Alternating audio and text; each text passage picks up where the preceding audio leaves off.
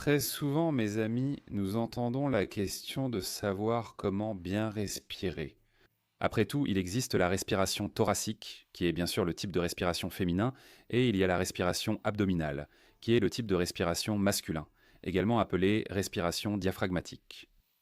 Après tout, même dans les exercices de respiration, même dans la gymnastique et les exercices de yoga, nous développons la respiration abdominale parce qu'elle est plus profonde, elle aide à améliorer le fonctionnement des organes internes et elle modifie la pression intra-abdominale.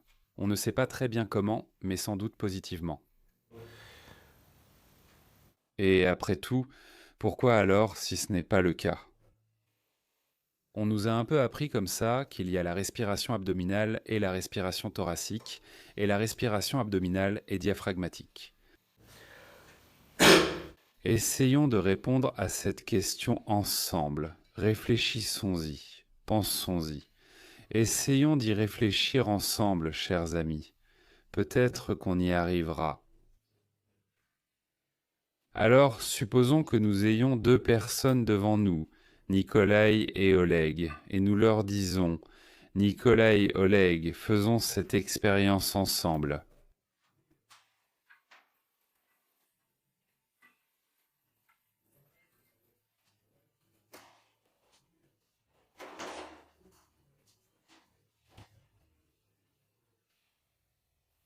Découvrons ensemble qui a raison. Comme on dit, quelle est la bonne façon de respirer? Avec la poitrine ou avec l'abdomen?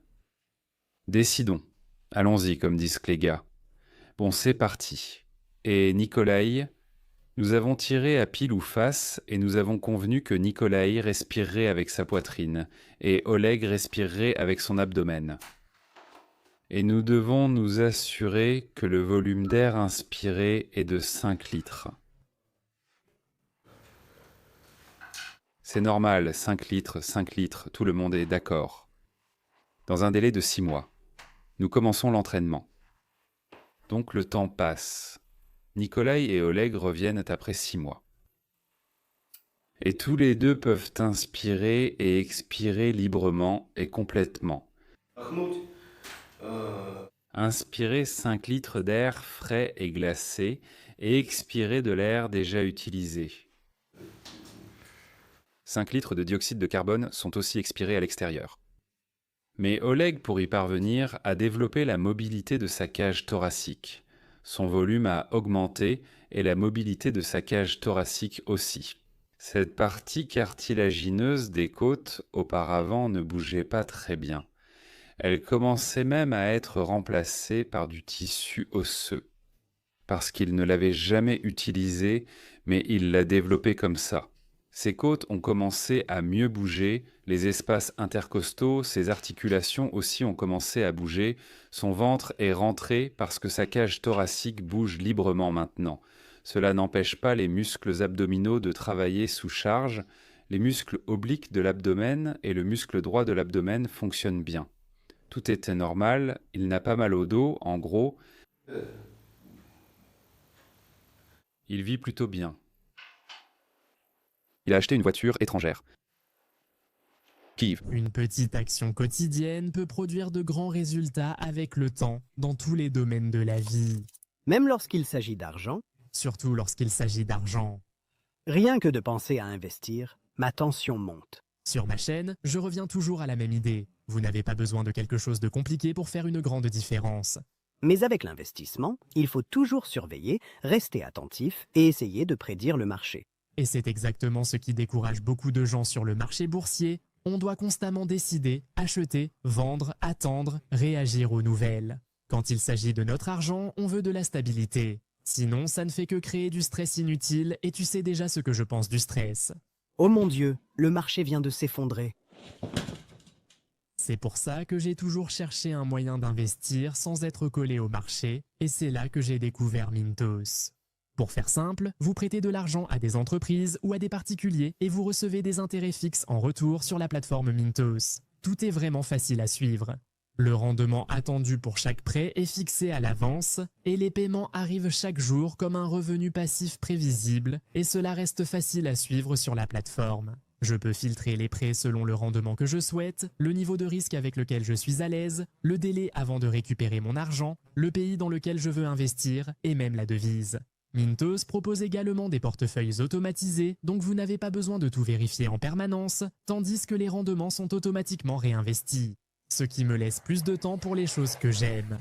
La grande question est, quel type de rendement pouvez-vous réellement espérer ? Avec Mintos, le rendement moyen des prêts est de près de 11%.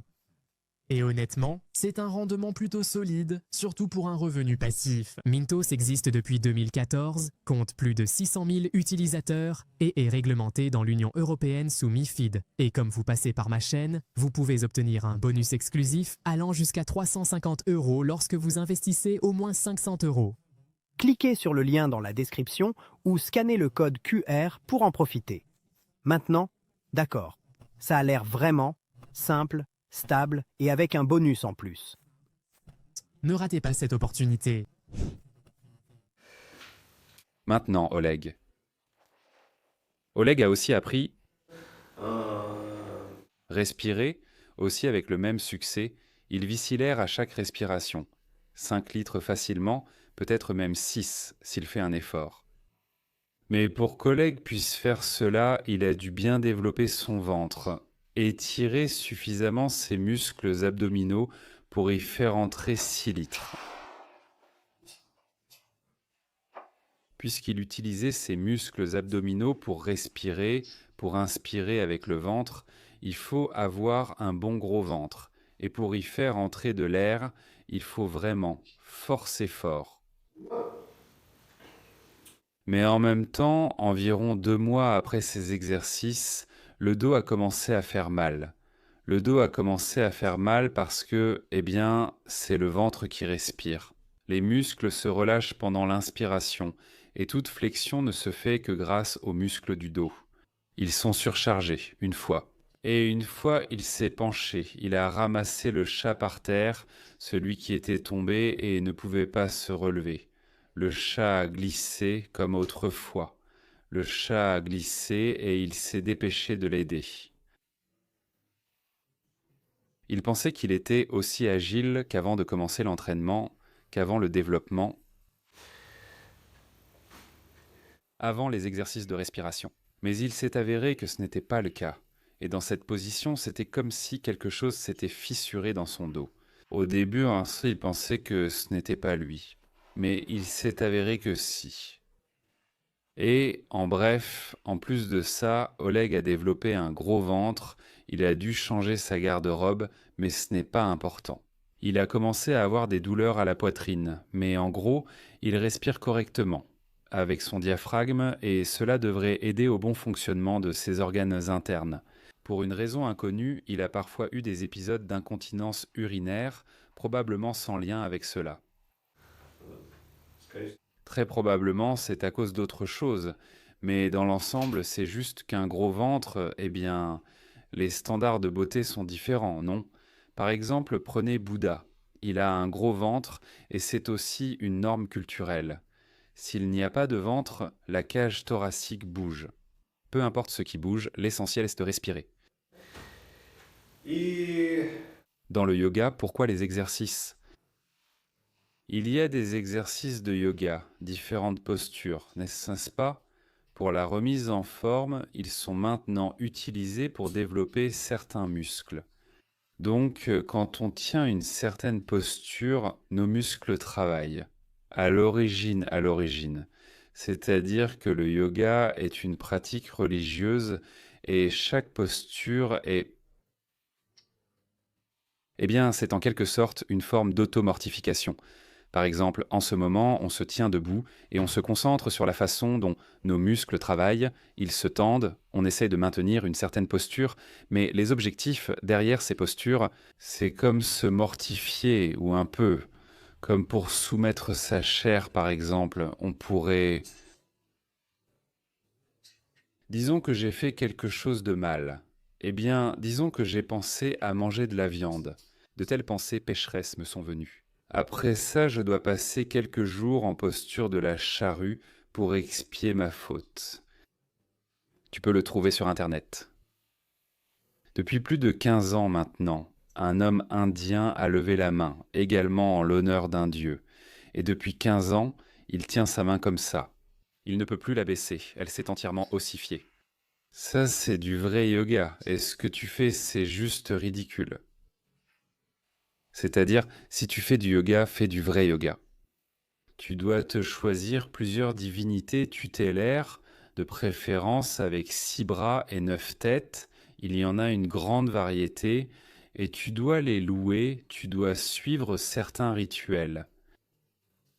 Et pas seulement pour la forme physique, comme on dit, si tu fais du yoga, tu dois aller à la source pour que tout soit fait correctement. Par exemple, tu peux te tenir sur un poteau, comme dans certains domaines de développement personnel, ou dans d'autres, tu peux porter des chaînes, par exemple, pour pratiquer la mortification de soi. Ou par exemple, au nom du dieu Shiva, tu peux rester debout sur une jambe pendant 1 semaine. Ça, je comprends. Donc, que tu respires avec ton ventre ou non, en gros, c'est toi qui décides. Qu'est-ce qui est le plus important pour toi?